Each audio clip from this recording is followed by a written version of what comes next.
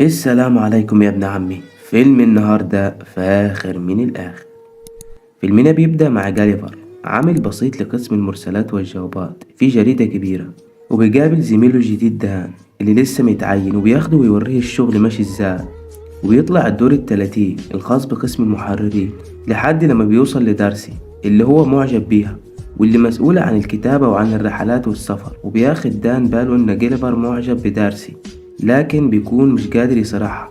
وهنا بيقول له جاليفر إن هو ممكن يكلمها في أي وقت هو عايزه لأن هو جريء. وبيركبوا الأسانسير وبتركب معاهم دارسي.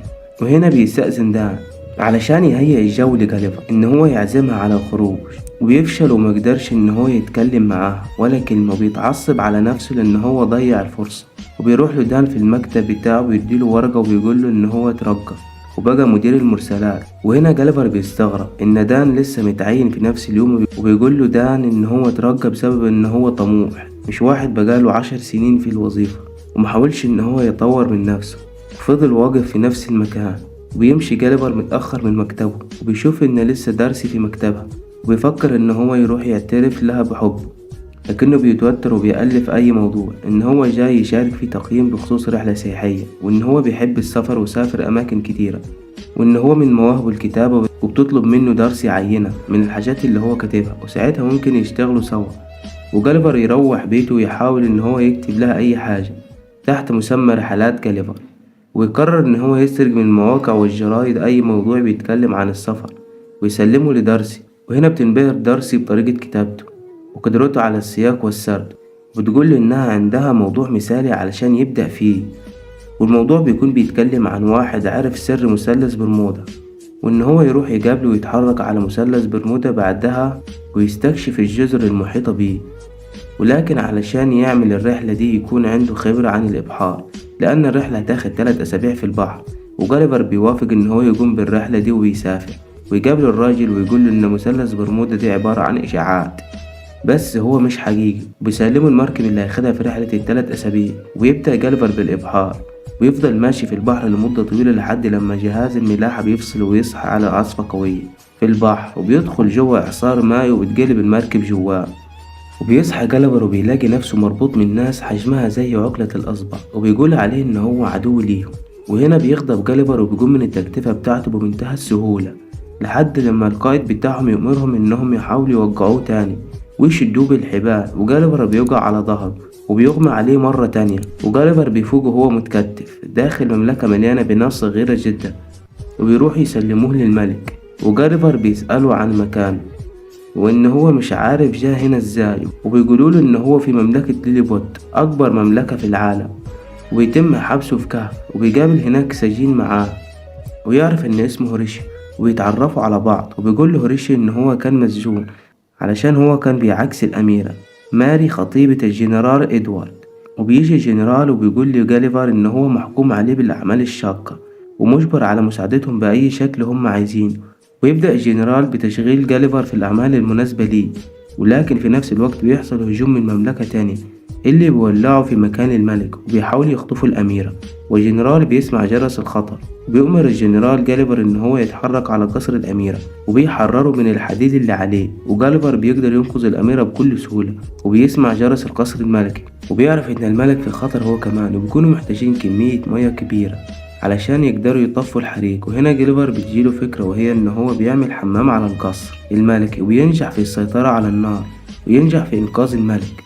والجنرال إدوارد بيتضايق من اللي حصل لأنه كده جيليفر غطى عليه وإن هو مش البطل اللي أنقذ الملك. فبيحتفل الملك بجيليفر وبيعمل له حفلة كبيرة. بيسألوا الملك عن جزيرته اللي جاي منها، وإن في جزء من الشعب بيقول إن هو جاي من الجزيرة المحرمة اللي محدش بيقدر يروحها. وبيقول لهم إن هو جاي من مكان اسمه منهاتن وهيمشي من عندهم بمجرد ما يلاقي المركب بتاعته. وبيقول للملك اللي هو يساعده يلاقي المركب بتاعته إن هو عنده أفضل وأسرع بنات السفن، وفي خلال 7 أيام بيكونوا إنهم قدروا يبنوا بيت كامل ولبس جديد لجاليفر لحد لما يلاقي مركبته. وكمان بيعملوا أوضة سينما ليه وللمملكة كلها علشان يتفرجوا على الأفلام. وهنا جيليفر بيشتغلهم وبيكتب عليهم وبيقول لهم إن كل الأفلام دي هي قصة حياته زي قصة ستار وورم وقصة تايتانيك، ويقنعهم إن هو كمان مات في الآخر وبيصدقوه. وأثناء ما كان جيليفر بيتمشى هوريشيو بيجري جنبه علشان يلحقه، وجاليفر بيقول له إن هو واخد باله من نظراته للأميرة وإن هو شكله معجب بيها، وبيقول له إن هو هيساعده إن هو يعترف لها بحبها، وبيخليه يروح للأميرة وهي في قصرها، وبيكون قاعد مستخبي ورا القصر وبيغششه يقول إيه للأميرة. بيفضل يعاكس في الأميرة وبيرقص لها لحد لما بتحس إن في حركة في أوضتها، والأميرة بتقول له إن هي لازم تدخل، وبيفرح هوريشي إن هو قادر يعاكس الأميرة. وبيجي لجاليفر خبر من الجرار إنهم لقوا المركب بتاعته، وبيروح يلاقي المركب بتاعته متقسم لثلاث أجزاء، ويطلب من العساكر إنهم يحاولوا يصلحوها. وبيلاقوا الموبايل بتاعه بيسمع البريد الصوتي بتاعه، ويكون في رسالة من دارسي فيها إنها عرفت إن كتابته مسروقة، وبتقول له إنها مش عايزة تشوفه تاني، وإنها تعمل بحث مثلث برمودا بنفسها. ويقرر الملك إن هو يعين جاليفر الجنرال للمملكة، ويخلي إدوارد هو نائب الجنرال. وهنا بيتضايق إدوارد جدا، وبيخليه يلغي الدفاعات الخاصة بالمملكة، ويسمح للمملكة التانية إنهم يهجموا عليهم. وجاليفر يقرر إن هو يقلع هدومه وينزل البحر ويقضي عليهم، ويحاول إن هو يتفاوض معاهم لأن هو بيكون مش عايز يموتهم، ويقول لهم هو يتظاهر إن هو بيدمرهم فيلفوا ويهربوا. لكن بيلاقي القائد مستهتر بكلامه، بيؤمر السفن تلف حواليه وبيبدأوا كلهم الهجوم، وبيضربوا المدافع على جاليفر. لكن جاليفر جسمه مش بيتأثر بالمدافع، وبترد كل القذائف من على جسمه مرة تانية وبتخبط في السفن كلها، وجاليفر بيكسب المعركة بكل سهولة. وهنا بيستوعب إن هو لا يقهر ويحتفل في المملكة، وبيفضل جاليفر يستمتع بوقته، ما بيفكرش إن هو يدرب الجيش بتاعه. وفي نفس الوقت بيكون إدوارد بيقابل الأميرة وتقوله إنها مش بتحبه لأنها مش عايزة تكمل معاه لأن هو شخصية نكدية. وبيخرج جاليفر من المملكة وبيروح لمملكة الأعداء، ويقول لهم إن هو عارف طريقة لتدمير جاليفر قبل ما يجي ويدمرهم. بيديهم الورقة اللي فيها رسمة الرجل الآلي. وأثناء ما بتكون الأميرة بتحتفل بيتم ضرب جرس الإنذار 5 مرات، وده معناه إن هو بيكون في خطر كبير جاي على المملكة.